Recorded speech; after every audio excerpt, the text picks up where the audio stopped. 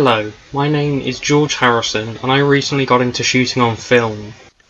Now, in this video I'm going to be showing you what steps you should take when you're getting into shooting film and what equipment you should also have. Number one, and arguably most importantly, is your camera. Now, there are three main types of camera you'll want to start on. Those are an SLR, a single lens reflex, a rangefinder, or a point and shoot camera. Point and shoot cameras are a 35mm format camera, and as describes the name, all you need to do is point and shoot. Settings will automatically be determined by your camera, so you won't get the perfect shot every time, and that's why I'd recommend either getting a rangefinder or an SLR. Now, rangefinders were pretty much the first 35mm cameras out there. A rangefinder has a small lens for you to look through called a viewfinder, and you use that to determine your shot composition. It also has the main lens, which is used for shooting your film, and they do require a lot of manual settings on them. For example, your focus, your aperture setting, or even your zoom setting. Then there's the SLRs. These are single lens reflexes, and when you look through your viewfinder you are actually looking down the lens. You can make an accurate shot composition with SLRs. However, they tend to be more expensive and more complex than rangefinders, and because of this I'd recommend going for a rangefinder when you're beginning to shoot film. There is also another type of 35mm format camera, and that's called a disposable camera. These are incredibly ubiquitous in pop culture, cropping up in pretty much every movie set in the 1980s and the 1990s. As their name might suggest, disposable cameras are meant to be disposable, and because they're usually made out of plastic, they are quite wasteful and quite harming to the environment. So, like I said before, I'd recommend starting with a rangefinder. Now you might be wondering what I mean by 35mm format, and that simply means that the film is 35mm wide. And even with this small size you can get very high quality images if you choose the right film stock. Now you might be wondering what a film stock is. Well, it's simply what your film is. Film stocks are manufactured by a variety of companies. However, you might have heard of the names like Kodak and Ilford. Ilford is very famous for its black and white 400 ISO HP5 film, and Kodak is just extremely ubiquitous. Now, I've just mentioned the term ISO. Now, you might be wondering what that is. You might have also heard of ASA, but it simply means how sensitive your film is to light. Now, the closer a film's ISO value is to 0, the less sensitive it is to light. 100 ISO films are best used for sunny days outside. 200 ISO films are best used on cloudy days. However, the best film sensitivity for general use is 400 ISO. The best ISO though is ISO 400. This can be used in a range of situations, from sunny days, cloudy days, inside, near windows, inside, under dim lights. It's pretty versatile. So it's best to start off with a film that has an ISO of 400, because you can use this pretty much anywhere. Now, you might also want a tripod. You can pick some up at Amazon or just pretty much anywhere online. And if you go for Amazon, they can be on the cheaper side, about £20 to £30.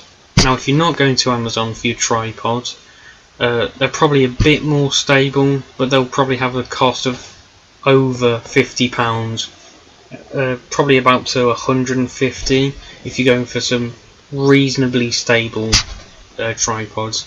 And up above that it's some super professional tripods, and you probably don't need them to start off with. Now we've covered the equipment, we can go on to talking about the settings of your camera. Now, this is going to be a bit of a long list for you beginners, so I'll just keep it to about 5. We've got exposure, we've got focus, we've got shutter speed, we've got aperture, and what field of view your lens uses. Now, my Vivitar V635 can manage all of that. It's got an exposure ring, it's got an aperture ring, it's got a field of view ring, it's got focus ring, and I can also manage the shutter speed.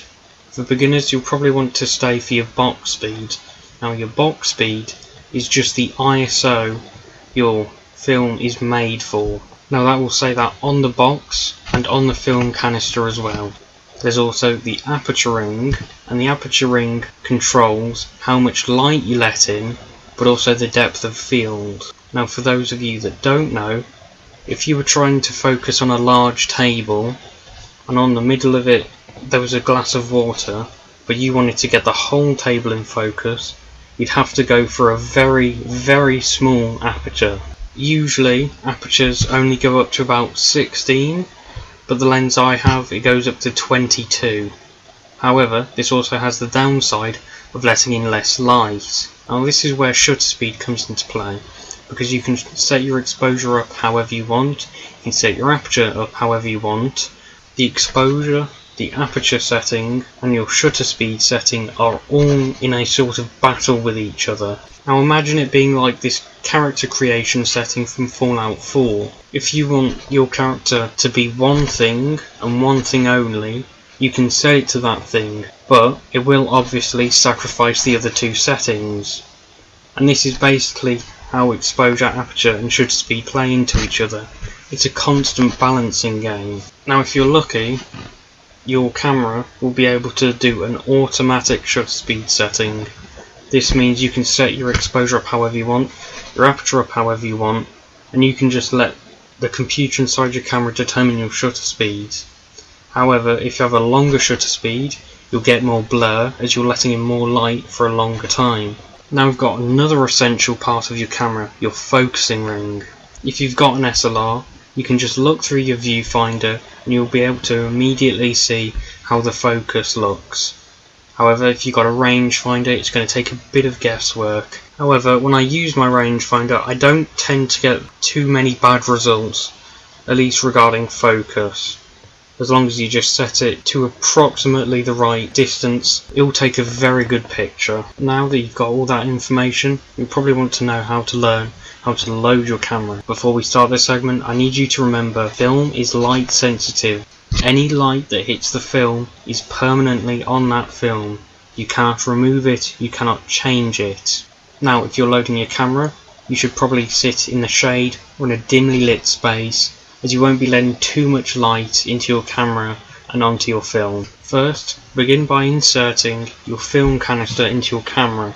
This will be a pretty obvious space, it will be very hollowed out. You might need to lift up something to actually get your can in. Now, once you've got your can settled in, slowly start pulling the film across to the gear and spindle in the inside of your camera. You'll need to insert the little cutout tab on your film into that little spindle, and then once pull the lever or turn the knob that you need to turn in order to advance your film. This should start to pull your film across automatically, and if it does at this point you can close your camera up, or if it hasn't, just restart this step until you can get it right. Now that you've got your camera closed up, you've either got 24 or 36 shots. This varies on the type of film, however most films today usually have 36 exposures. If your camera doesn't have an inbuilt shot counting meter, then just keep a mental note of roughly where you are. Even if you don't remember, after the final exposure is taken and you try to advance the film further, it will jammer. At that point it gives a very obvious notification that your film is done, you need to rewind it. On most cameras, you'll probably have a little flip out lever in order to rewind your film. If the film in your camera is located on the left of your camera, then you need to start turning this little lever clockwise. However, if the film is located on the right of your camera, you need to rotate this little lever anti-clockwise. Remember to also push down the little button that allows you to rewind your film. If you don't press down this button before you start rewinding, you might end up tearing your film apart, and at this point you might have to just go into a dark space and pull out your film from your camera. After your film is shot, it cannot be undone. I need to stress that again. Once your film is shot, it cannot be undone. You can also double expose, which means take a picture on the picture that was already taken, and that can lead to some really cool effects. However, as a beginner, I'd probably not recommend this, as you might not properly realign the film to where you'd previously shot. At this point, it's time to take the film to a film developing lab, or you can develop it at home yourself with some pretty simple equipment. However, I'll be going over that next video.